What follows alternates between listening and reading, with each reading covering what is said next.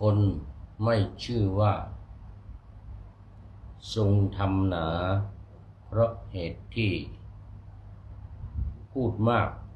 ส่วนผู้มีการฟังแม้นิดหน่อยดูย่อมเห็นธรรมด้วยนามมักกายงามบุคคลผู้ไม่ประมาทธรรมอยู่นั้นแลเป็นผู้ทรงธรรมขอถวายความนอบน้อมแด่พระรัตนตรัยมีพระพุทธเจ้าเป็นต้นขอถวายความเคารพพระมหาเถระพระเถรานุเถระเจ้าคณะพระสังฆาธิการทั่วโลกมีพระเดชพระคุณพระธรรมเสนาบดีเจ้าคณะภาค7วัดพระธาตุวสุเทพเป็นต้นและขออำนวยพรแด่ท่านผู้ฟังท่านผู้ชมสาธุชนพุทธบริษัททั้งหลายวันนี้รายการธรรมทัศน์ของวัดพระธาตุวสุเทพออกอากาศทางสถานีวิทยุวปท2จังหวัดเชียงใหม่มีร้อยเอกจำนงปัญญาวัฒโนเป็นหัวหน้าสถานีและอาตมาภาพพระครูปริยัติยานุศาสตร์เป็นผู้บรรยายเป็นประจำทุกวันเวลา 7:30 นาทีถึง 8 นาฬิกาสำหรับวันนี้ก็บันทึกเสียงล่วงหน้ามา1 วันเหมือนเดิมแต่เปลี่ยนสถานที่คือจากวัดเจ็ดรินอำเภอเมืองเชียงใหม่ซึ่งวันนี้ได้มาร่วมงานบำเพ็ญกุศลทักษิณานุปทานอุทิศให้อาจารย์พระมหาวิษณุจารุธรรมโมอดีตเจ้าอาวาสวัดเจ็ดรินซึ่งได้มรณภาพเมื่อปีที่แล้วมาปีนี้มีกำหนดการในการสลายร่างอันไร้วิญญาณของอาจารย์พระมหาวิษณุจารุธรรมโมในวันที่22 กุมภาพันธ์พุทธศักราช 2569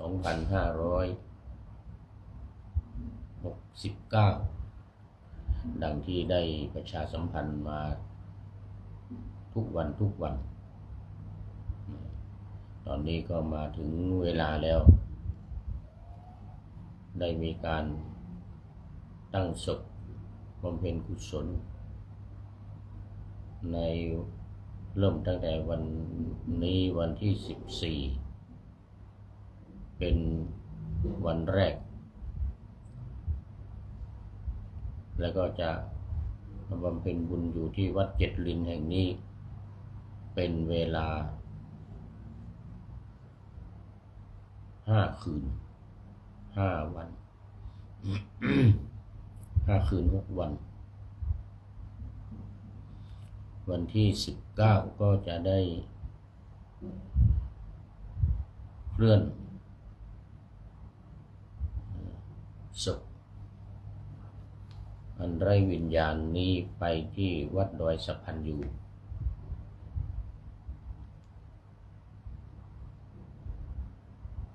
และบำเพ็ญกุศลทักษิณานุปทานอีก3 คืน19 20 21วันที่22จึงจะทำการฌาปนกิจศพเรียกว่าประชุมเพลิงเวลาบ่าย3 โมงเย็นช่วงเช้าก็มีพิธีทำบุญสวดพุทธมนต์อาทิตตปริยายสูตร โดยพระสงฆ์เถรานุเถระผู้ทรงสมณศักดิ์เวลา 9:30 น.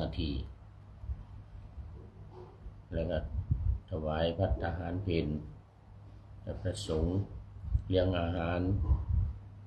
แขกผู้มีเกียรติที่มาร่วมงานเลี้ยงอาหารกลางวันเวลาบ่ายโมงก็จะมีแสดงพระธรรมเทศนา1 กันหลังจากเสร็จพระธรรมเทศนาแล้วก็จะเป็นพิธีการทอดผ้าบังสุกุลพระสงฆ์ทั้งนั้นจะได้พิจารณาผ้าบังสุกุลไปจนถึงเวลา 15 นาฬิกาก็จะเป็นพิธีประชุมเพลิงอย่างเป็นทางการ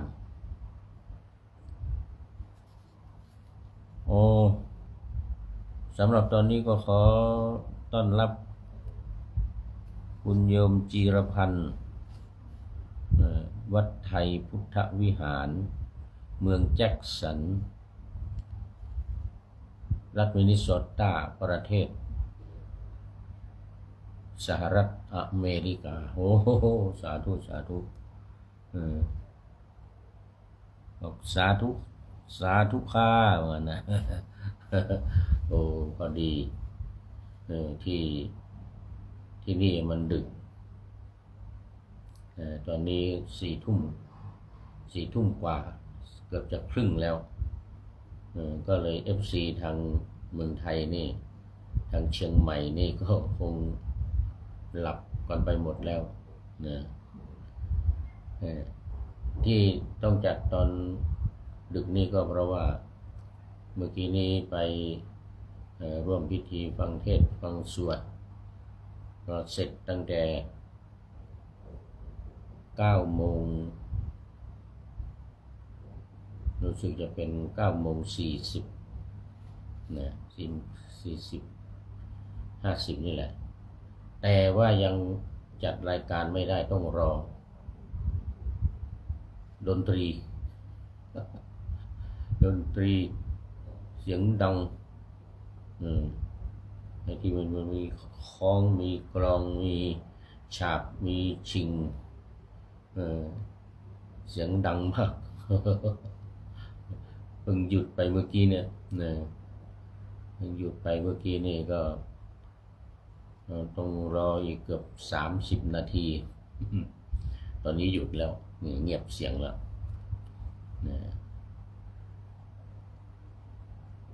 เพราะว่าดนตรี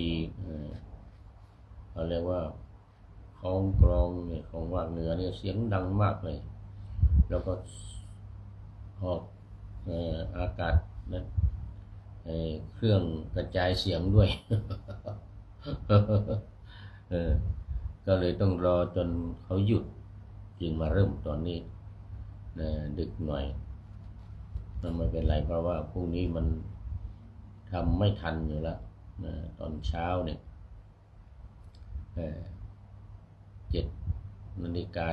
7:30 นาทีนะแล้วมันมี2 รายการด้วยเวลาเดียวกันเนี่ยนะธรรมทัศน์นี่รายการหนึ่งแล้วก็นาวาวังทองอีกรายการหนึ่งออกตรงกันเวลาเดียวกันแต่คนละสถานีคือสถานีวัดพระธาตุดอยสุเทพสถานีวิทยุนะแล้วก็วัดฝายหินวัดดอยสุเทพวัดฝายหินเสร็จแล้วก็ธรรมทัศน์นี่สถานีวิทยุวปท2เนี่ยที่กำลังบันทึกล่วงหน้าอยู่ขณะนี้เพราะว่าพรุ่งนี้มันเวลาเดียวกันนะจะไปทำ2 รายการเวลาเดียวกันมันก็ไม่ได้จะได้ก็คือ1 รายการ รายการนี้จบก็คงจะต้องพักผ่อนก่อนพรุ่งนี้ก็ไปเริ่มตรงเวลาแต่จะตรงเวลาเลยทีเดียวก็ไม่ได้อีกมันจะไปคาบเกี่ยวกับรายการช่วง8 นาฬิกาถึง9 นาฬิกาพระไตรปิฎกลอยฟ้าดังนั้นก็ต้องทำก่อนเวลาสัก30 นาทีให้จบก่อน8 นาฬิกาจะได้จัดรายการ8 ถึง 9 นาฬิกานั้นตรงเวลาแล้วก็ต้องระมัดระวังอีกไม่ให้เกิน ไม่ให้เกินเวลาบางทีดูผิดเนี่ยบางทีดูเวลาผิดเนี่ยบางครั้งมีแค่50 นาทีก็มีดูเวลาผิดแล้วก็บางครั้งก็เกินไปเป็น10 นาที15 นาที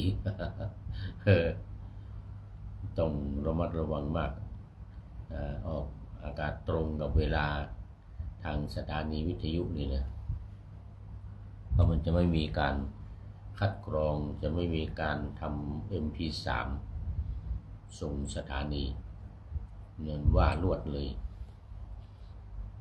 ว่าลวดออกอากาศเลยตอนนี้ขอต้อนรับอาจารย์วิษณุนิติยานนท์จากนครสวรรค์อำเภอเมืองนครสวรรค์รู้สึกว่าจะเป็นวัดสุบรรณารามตำบลหนองปลิงอำเภอเมืองจังหวัดนครสวรรค์ขอบคุณมากครับท่านอาจารย์ครับที่ยังไม่นอนโยมละละอชายมินจากทุ่งโฮเต็น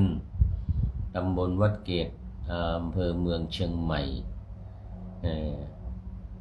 ก็ยังไม่นอนเหมือนกันหรือไม่ก็เข้ามาไว้แล้วก็ไปนอนก็ได้ มันดึกแล้วมันดึกนี่ยกตาจะไม่ขึ้นนี่นะ ตาจะไม่ค่อยลืมเลยเนี่ย ลืมตาจะไม่ขึ้นแต่จำเป็นต้องทำรายการนี้เพราะมันจะมี2 รายการตรงกันเหมือนที่เล่าให้ฟังเมื่อกี้นี้สาธุค่ะ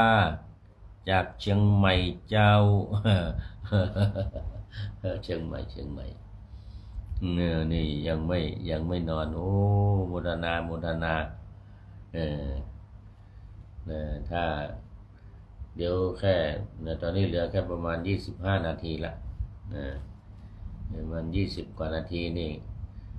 อยู่เป็นเพื่อนกันเป็นกำลังใจให้ตาสว่างหน่อยก็ดี ให้ตาสว่างหน่อยนี่มันยกไม่ค่อยขึ้นแล้วละตอนนี้ก็มาสู่เนื้อหาของธรรมะในวันนี้กันเดี๋ยวประชาสัมพันธ์อีกหน่อยเจ้าภาพคืนนี้เจ้าภาพคือโยมแม่ทองสุขกลิ่นมณีเป็นเจ้าภาพหมดเลยทั้งการเทศการสวดพระอภิธรรมทั้งการเทศการสวดพระอภิธรรมเป็นเจ้าภาพคนเดียวเลยวันนี้โยมแม่ทองสุขกลิ่นมณีแล้วก็ขอโมทนาเป็นอย่างยิ่งธรรมะวันนี้เป็นเรื่องของการพูดมากพูดน้อย การพูดมากพูดน้อยยังมี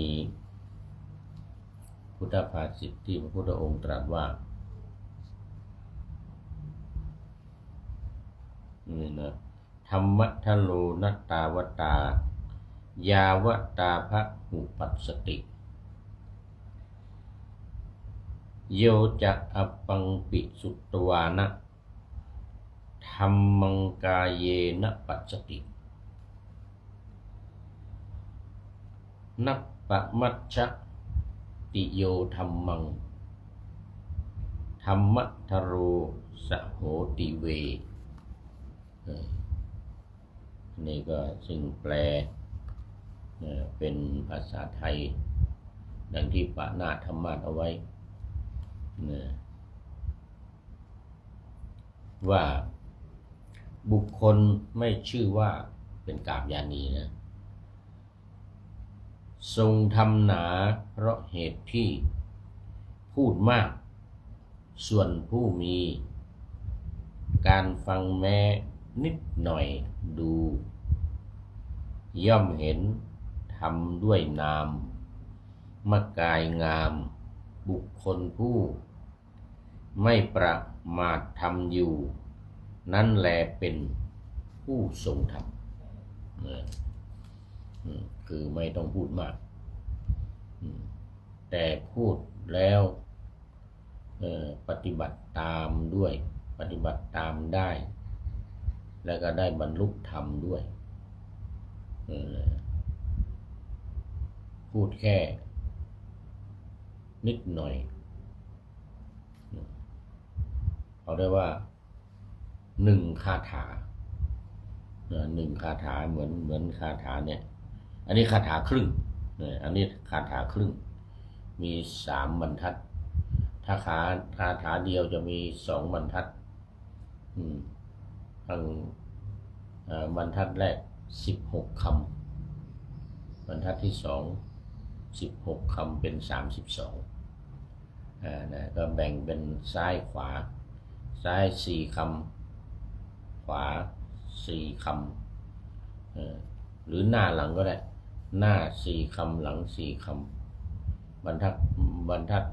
ล่างอีกก็เหมือนกันหน้า4 คำ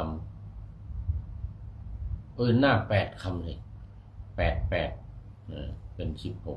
16แล้วก็อีกบรรทัดหนึ่งก็8เหมือนก็กลอน8แต่นี่มันเป็นกลอนภาษาบาลีชื่อมันคือปัฏฐยาวัตรปัฏฐยาวัตรมีบาท1 8 คำ4 บาทก็32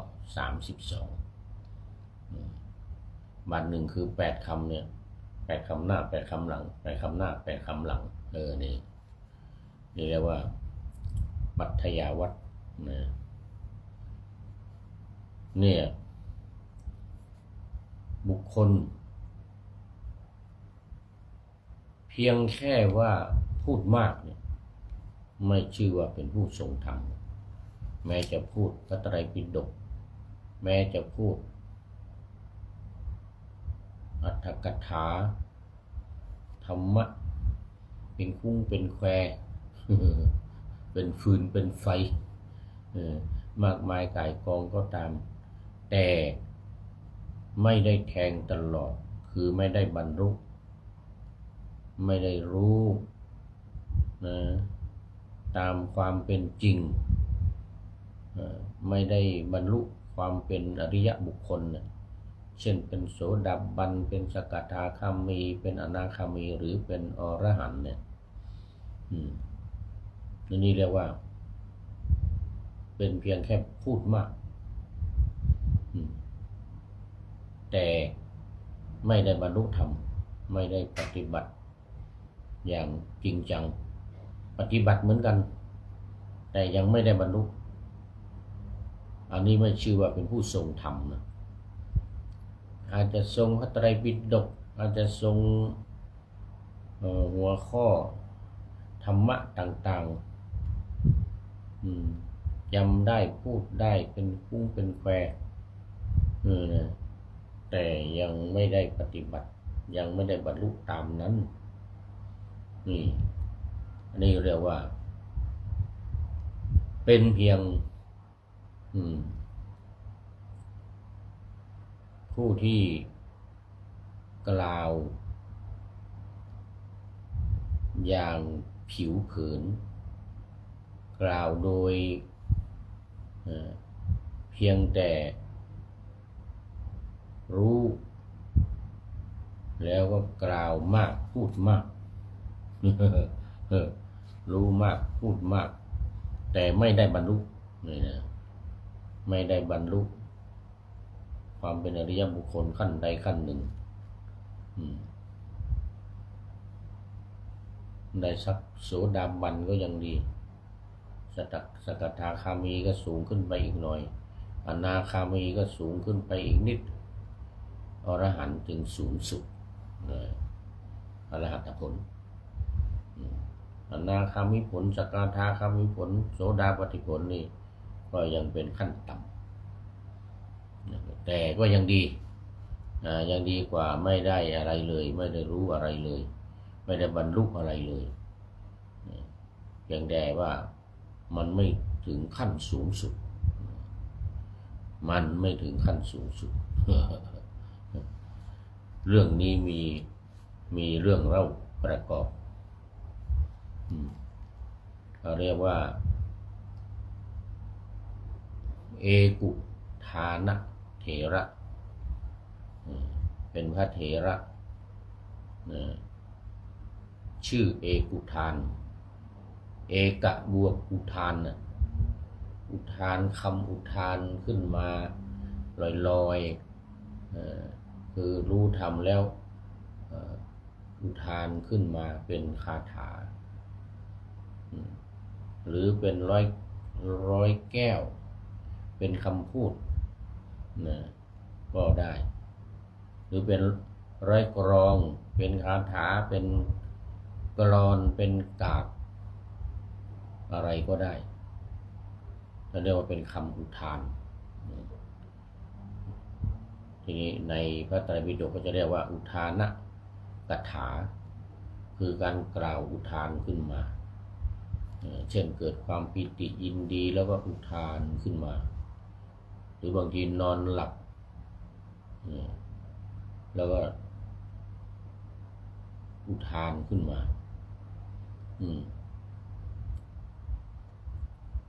ตื่นจนตื่นขึ้นมาก็กล่าวคำอุทานอย่างเงี้ยนะแต่พระเถระรูปนี้เรียกว่าเอกุทานะเถระเอกุทานะก็คืออุทานคาถาเดียวอุทานคาถาเดียวอย่างที่ว่าเมื่อกี้นี่คาถาครึ่งถ้ามีอีกบรรทัดหนึ่งเป็น2คาถาแต่ท่านพระเถระรูปนี้อุทานคาถาเดียว4บรรทัดอุทานคาถาเดียว4บรรทัด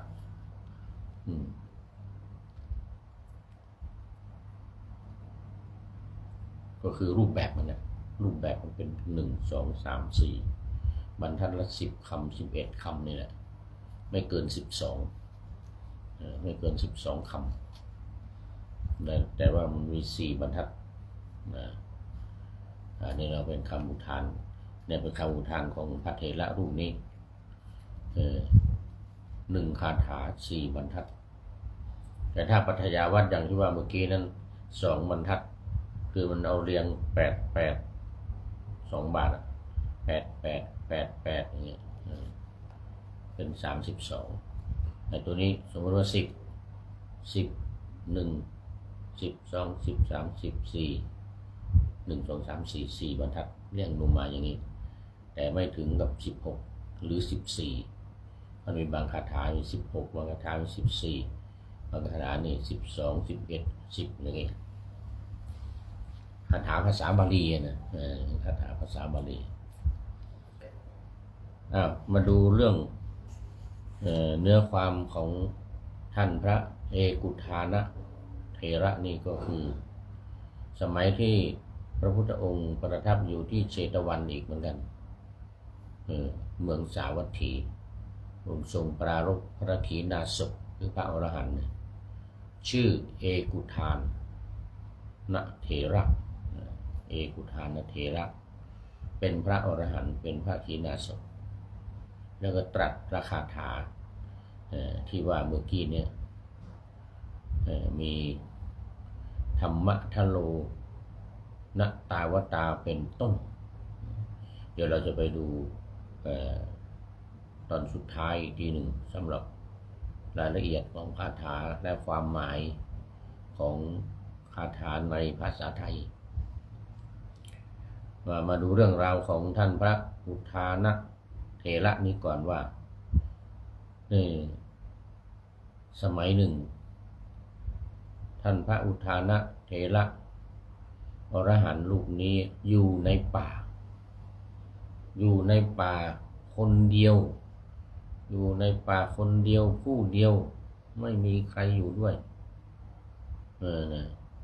แต่เวลาบิณฑบาตก็ไปบิณฑบาตในหมู่บ้าน บิณฑบาตในหมู่บ้านเรียกว่าพระอยู่ป่าเนี่ยขอไปพระที่อยู่ป่าเป็นวัดเนี่ยไม่ได้อยู่ไกลบ้านนะในภาษาบาลี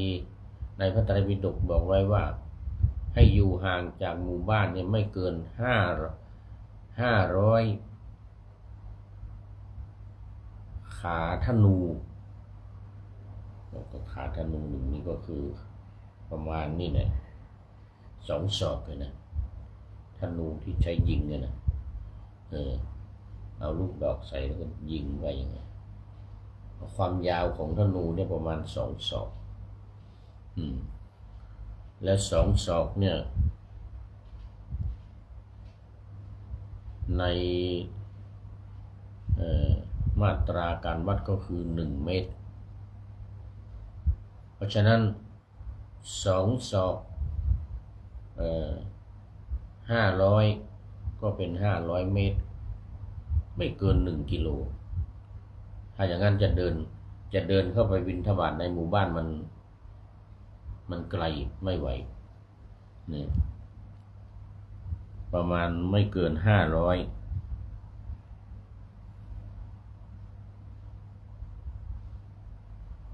ดูไปดูมาหมดเวลา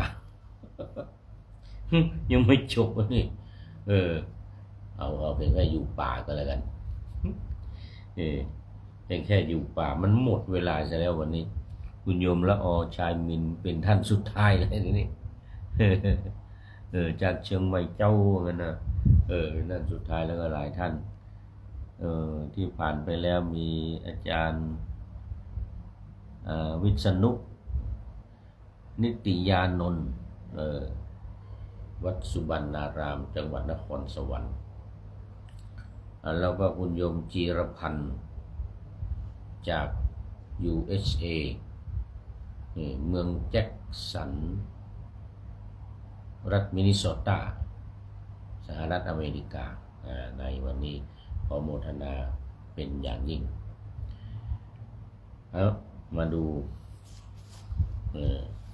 ข้อคิดท้ายรายการวันนี้ข้อคิดเป็นเนื้อหาของธรรมะ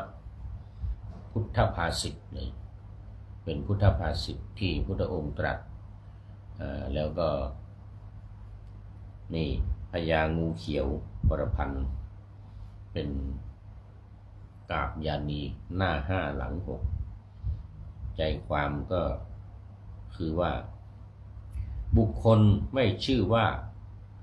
ทรงทำหนาเพราะเหตุที่พูดมากส่วนผู้มีการฟังแม้นิดหน่อยดูย่อมเห็นทำด้วยนามมะกายงามบุคคลผู้ไม่ประมาททำอยู่นั้นแลเป็นผู้ทรงธรรมเดี๋ยววันต่อไปเราจะมาดูรายละเอียดแก้ความอรรถกถามันว่าเป็นยังไงบ้างนะสำหรับวันนี้ขอนำรายการธรรมะทัดไปก่อนแล้วจะย้อนมาใหม่ในวันหลัง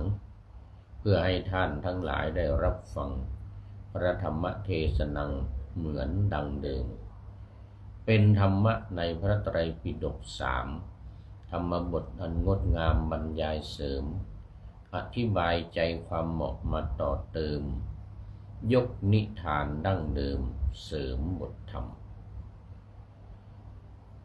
ขอทุกท่านมีความสุขกายสบายใจปรารถนาสิ่งใดอันเลิศล้ำ จงเพิ่มพูนตามบุญงามและตามกรรมที่ได้บำเพ็ญไว้ทุกประการขอเจริญพร